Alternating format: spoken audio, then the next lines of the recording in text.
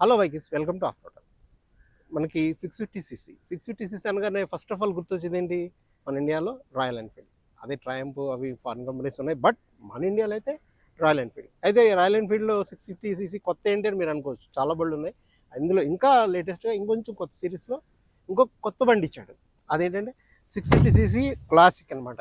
Classic 350 CC మనకు కామనే, అయితే దాన్ని అప్గ్రేడ్ చేస్తూ ఈ పెద్ద ఇంజన్ ఇచ్చి ట్విన్ సిలిండర్ ఇచ్చి దీన్ని తీసుకొచ్చారనమాట. ఇన్లైన్ సిలిండర్తో వస్తుంది. ఇది 650 సీసీ. అసలు ఇది ఇందులో ఏమేమి ఉన్నాయి, ఎవరెవరికి బాగుంటుంది, మన సిటీ రైడ్స్కి ఎట్లా ఉంటుంది, హైవేస్ బాగుందా, లాంగ్ రైడ్స్ ఎలా ఉంటుంది, ఇవన్నీ ఒకసారి మనం క్లియర్గా డిస్కస్ చేసుకుందాం. వచ్చేయండి, మనం హెడ్లైట్ నుంచి చూసుకుంటూ వద్దాం. ఇందులో ప్రీవియస్గా అయితే హెలోజన్ వచ్చాయి కదా, ఇప్పుడు మనకి ఎల్ఈడి ఇస్తున్నారు, అందరికీ తెలిసిందే. ఇప్పుడు దీనికి కూడా అదే హెలోజన్ ఇచ్చారు. అలాగే ఇప్పుడు ఇందులో వచ్చేసరికి మనకి పైలట్ ల్యాంప్స్ వస్తాయి. ఇది ఇందులో ఒక ఐకానిక్గా స్టైల్ మెయింటైన్ చేస్తారు. నెక్స్ట్ వచ్చేసరికి ఇవి కొంచెం బయటికంటూ బాగా తీసుకొచ్చి ఇస్తారు. ఇవి మటుకు అదే స్టైల్ మెయింటైన్ చేస్తున్నారు. ఇదేమో 43 mm వచ్చేసరికి మనకి సస్పెన్షన్ వస్తుంది ఫ్రంట్. మనకి దీంట్లో వచ్చేసరికి 320 mm డిస్క్ బ్రేక్ ఇస్తున్నారు. అయితే వెంటిలేటెడ్ ఇచ్చారు. పెటల్ ఇస్తే కనుక ఇంకా బాగుండేది, ఎందుకంటే అది కొంచెం హీట్ డిసిపేషన్ ఎక్కడెక్కడ కటింగ్స్ వస్తాయి కదా, త్వరగా బాగా హీట్ తగ్గిపోతుంది. నెక్స్ట్ వచ్చేసరికి ఇందులో మంచి విషయం ఏంటంటే మనకి ఏబిఎస్ వస్తుంది అనమాట. ఫ్రంట్ అండ్ రియర్ ఏబిఎస్ వస్తుంది. ఇందులో వచ్చేసరికి మనకి రాయల్ ఎన్ఫీల్డ్ నుంచే మనకి ఆఫర్ చేస్తున్నారు. ఇవి పూర్వం అయితే కనుక బైబ్రిడ్ నుంచి అటు నుంచి వచ్చి, ఇప్పుడు రాయల్ ఎన్ఫీల్డ్ నుంచి వస్తుంది.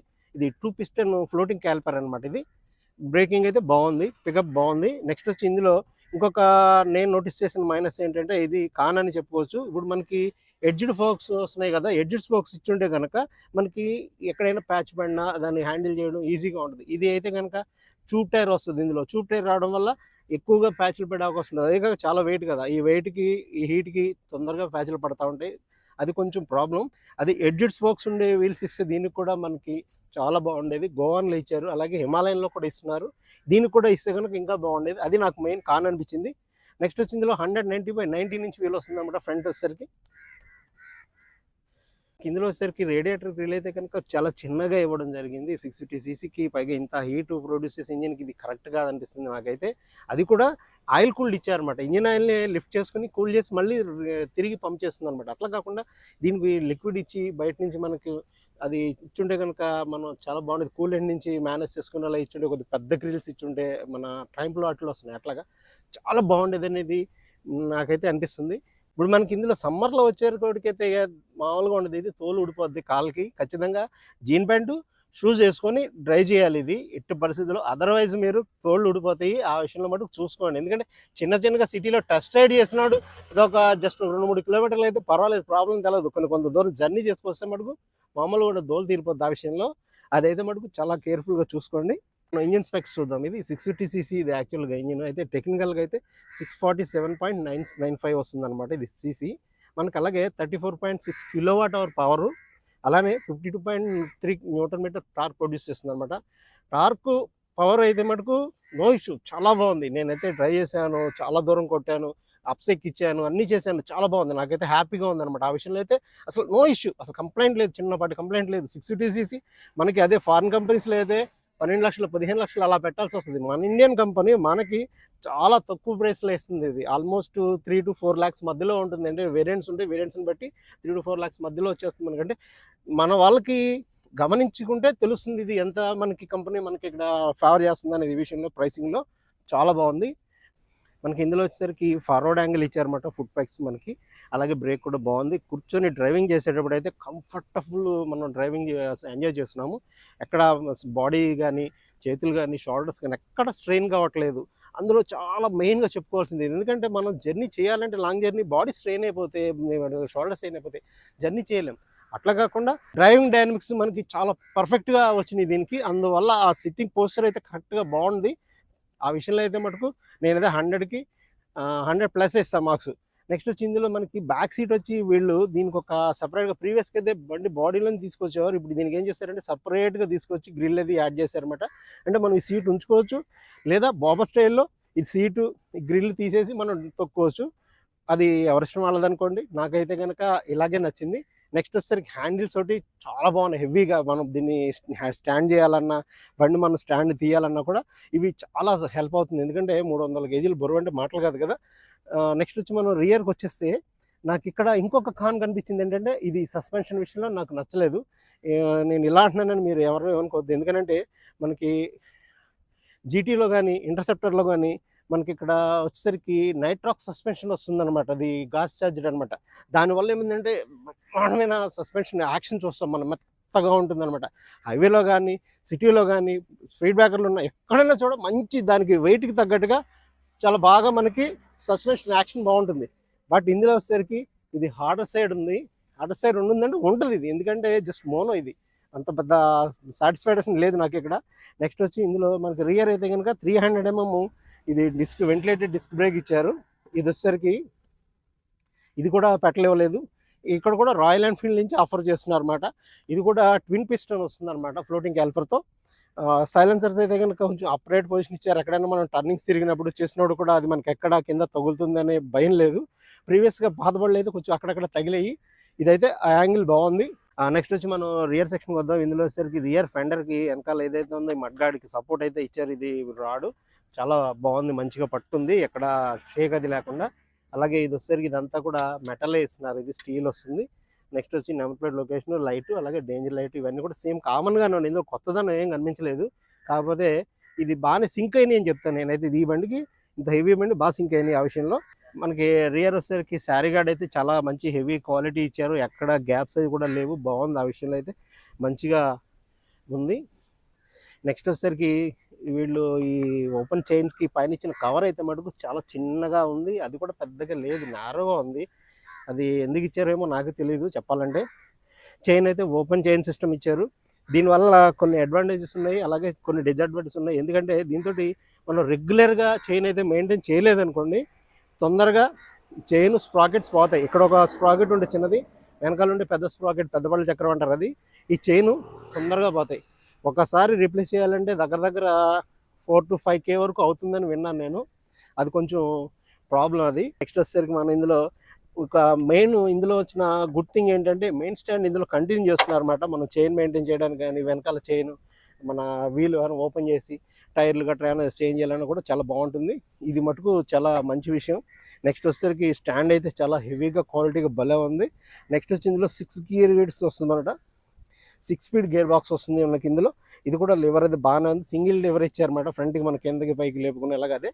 సైడ్ మనకి బాక్స్ ఉంది కదా, సైడ్ ఫెండర్, దీని మీద ఇది కూడా స్టీలే ఇచ్చారు. దీని మీద వచ్చేసరికి క్లాసిక్ 650 ట్విన్ అని చెప్పేసి ఇక్కడ ఇచ్చాడు చిన్న స్టిక్కర్. ఈ పెట్రోల్ ట్యాంక్ అయితే కనుక సేమ్ క్లాసిక్ ఏదైతే ఉందో లెజెండ్ స్టైల్ అదే కంటిన్యూ చేస్తున్నారు. ఇది 14.5 liters ఇది.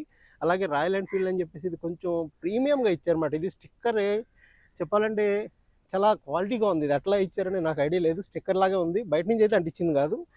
ఇదొకటి డిజైన్. ఇవి ఈ కలర్ ఎలా ఉందో మీరు కామెంట్ చేయండి. కీ అయితే కనుక వెరీ నార్మల్గా ఉంది, చాలా అసలు ఎంత 60cc బండికి ఇచ్చిన కీ లాగా అయితే నాకు అనిపించలేదు. ఇది మీకు ఏమనిపిస్తుందో చెప్పండి. ఇక ఇక్కడ ఇది అయితే ఓపెన్ చేసి చూద్దాం. అమ్మయ్య, ఇందులో మటుకు ఇది చక్కగా అటాచబుల్ ఇచ్చారు. ఇప్పటివరకు డిటాచబుల్ వచ్చేది చాలా వాటిల్లో, ఈ విషయంలో మటుకు నాకైతే హ్యాపీ, సాటిస్ఫైడ్. నెక్స్ట్ వచ్చి సీట్లకి వద్దాం ఒకసారి. 1.5 దాదాపు ఇది 13 అంగుళాలు పొడవు ఉంది. ఇది వెడల్పు వచ్చేసరికి 12 అంగుళాలు, అంటే 1 feet ఇలా ఉంది. ఇదే 1 feet దాటి ఉందన్నమాట. కుషన్ అయితే కంఫర్ట్ చాలా బాగుంది, కూర్చోవడానికి సీట్కి కంఫర్ట్గా మనకి వెనకాల బాగా సపోర్టింగ్గా ఉందన్నమాట. ఇది ఈ విషయంలో రాయల్ ఎన్ఫీల్డ్కి అయితే కనుక చాలా మంచిగా సపోర్ట్ చేయొచ్చు మనం. ఇది కార్లో బాగా ఇస్తారు వీళ్ళు, ఈ విషయంలో వీళ్ళకి 100 ఇచ్చేయచ్చు. అయితే రియర్ సీట్కి వద్దాము. ఇది డిటాచబుల్, కావాలంటే ఉంచుకోవచ్చు, లేదంటే ఇప్పేసుకోవచ్చు. ఇది కూడా దాదాపు ఇక్కడ మనకి ఒక 12-13 అంగుళాలు వచ్చింది. ఇది పొడవు అయితే ఓకే, కాకపోతే ఇదైతే దగ్గర దగ్గర ఒక 5.5-6 అంగుళాలు కూడా రాలేదు. ఇది వెడల్పు చిన్నగా లీనియర్గా ఉన్న వాళ్ళు అయితే కూర్చోవచ్చు.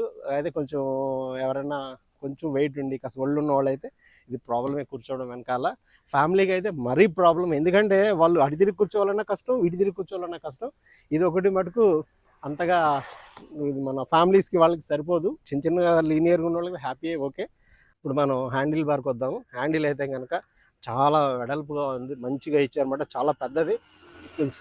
మనకి కూర్చునేదానికి సిట్టింగ్ పోస్చర్ బాగుంది. మనకి డ్రైవింగ్ డైనమిక్స్ అయితే కరెక్ట్గా వచ్చింది. ఈ షేప్ ఏదైతే ఉందో ఇది మనం కూర్చునే విధానం చాలా బాగా వచ్చింది. మీకు వీటి నుంచి చూపిస్తాను చూడండి. ఇది ఇలా అనమాట.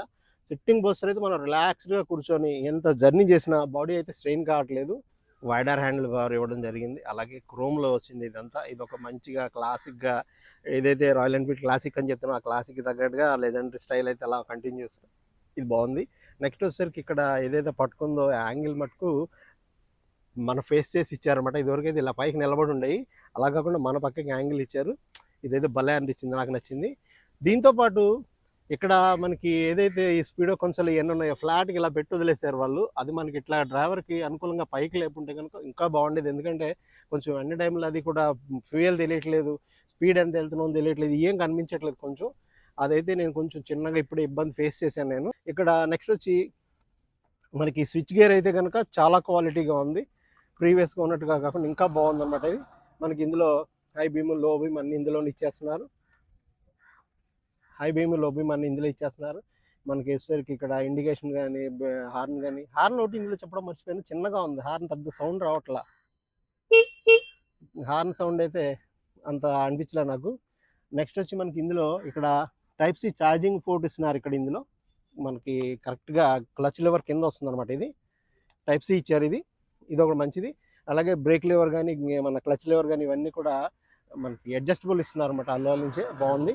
గ్రిప్స్ అయితే మటుకు భలే ఉంది, మస్తుగా ఉంది. కాకపోతే సెంటర్లో పెద్ద ఏదో బండలా పెట్టారు ఇక్కడ, ఇది కొంచెం ఇబ్బంది అనిపించింది. ఏంటంటే ఫ్లాట్కి ఇలా మెయింటైన్ చేస్తుంటే బాగుండేది, మధ్యలో లేపేశారు. ఇది హైట్గా ఉన్నాయి, ఇవి పట్టుకోవడానికి అయితే అంత కంఫర్ట్ అనిపించట్లేదు నాకు. మీరు ఎవరైనా వాడుంటే మీరు కామెంట్ చేయండి. నెక్స్ట్ వచ్చి ఈ క్లాసిక్ అని చెప్పేసి ఈ మిర్రర్స్ ఇచ్చారే, ఇవి కూడా అంత సాటిస్ఫైడ్గా లేవు. ఎందుకంటే విజిబిలిటీ బాగుంది కానీ చిన్న ఏరియాలో చూడాల్సి వస్తుంది, అది కూడా అంత అన్సాటిస్ఫైడ్ నాకు. నెక్స్ట్ వచ్చేసరికి ఇది బార్ అండ్ మిర్రర్స్ వేసుకుంటే కనుక దీనికి దీని లుక్ కానీ, దీని క్వాలిటీ కానీ చాలా బాగుంటుంది. ఈ విషయంలో అయితే మటుకు అది చాలా ప్రిఫరబుల్, నేనైతే కనుక అదే ప్రిఫర్ చేస్తాను. మనం ఇగ్నిషన్ చూద్దాం ఒకసారి. ఇగ్నిషన్లో అయితే పెద్ద ఎక్కువ ఇన్ఫర్మేషన్ అయితే లేదు. ఇది మనకి స్పీడోమీటర్ అయితే కనుక ఇది డిజిటల్ ఇవ్వలేదు, ఇది ఎన్లాగ్లోనే కంటిన్యూ చేస్తున్నారు. ఇక్కడ ట్రిప్ మీటర్ ఇస్తున్నారు. నెక్స్ట్ వచ్చి ఇందులో పెద్ద ఇన్ఫర్మేషన్ అయితే ఏమి ఉండదు. ఇక్కడ మనకి ఇక్కడ ఐ బటన్ వస్తుంది కదా, ఐ బటన్ ద్వారా దీన్ని మనం మేనేజ్ చేసుకోవచ్చు అనమాట. ఓడో చూపిస్తుంది, ఎక్కువ అని చెప్తుంది. ట్రిప్ 1, ట్రిప్ 2 అంతే, ఇంకంతమించి పెద్ద ఇన్ఫర్మేషన్ ఏం లేదు ఇందులో. మనకి ఏంటంటే గేర్ ఇండికేటర్ ఒకటి చూపిస్తుంది, ఇక్కడ ఎక్కువ మోడ్లో ఉన్నాం అనేది మోడ్ చెప్తుంది, అంతమించి ఇంకేం లేదు అందులో. ఒకసారి ఎగ్జాస్ట్ నోట్ చూద్దాం మనం. ఇప్పుడు ఐడ్లింగ్లో ఉన్నప్పుడు అయితే మనకి ఈ విధంగా ఉంది. అలాగే ఒకసారి నేను రెవ్ చేస్తాను.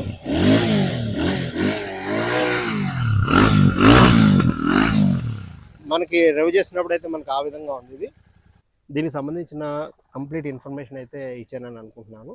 దీనికి సంబంధించి మీకు ఏమైనా డౌట్స్ ఉంటే కనుక ఒకసారి మన ఇన్స్టా హ్యాండిల్ ఉంది కదా, ఆఫ్ రోడ్ ఇండియా, సేమ్ ఇదే పేరుతో వస్తుంది. ఒకసారి వచ్చేసి అక్కడ మీరు ఫాలో చేస్తూ డిఎం చేయండి. మీకు ఏదైనా డౌట్స్ ఉన్నామని నేను అక్కడ మీకు క్లారిఫై చేస్తాను.